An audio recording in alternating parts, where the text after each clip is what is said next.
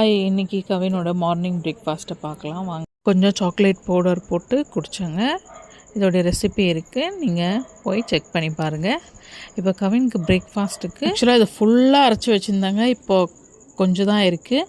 Brown rice wash பண்ணிவிட்டு நல்லா வெயிலில் காய வச்சுட்டு நல்லா கடாயில் போட்டு நல்லா கோல்டன் ப்ரௌன் வர்ற வரைக்கும் வறுத்துட்டு அதை மிக்ஸி ஜாரில் போட்டு பவுட்ரு பண்ணி ஜலிச்சு வச்சுக்கணுங்க. 1.5 ஸ்பூன் அளவுக்கு நான் சேர்த்துக்கிறேங்க.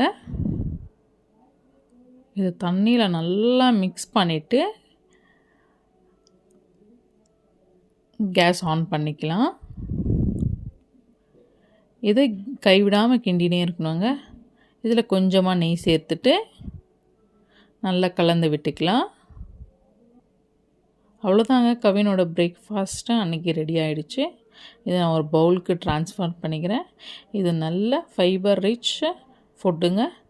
எங்களுக்கு தோசையும் எக் கறியும் செஞ்சேங்க. இதோடைய ரெசிபி ஷேர் பண்ணுறேன்.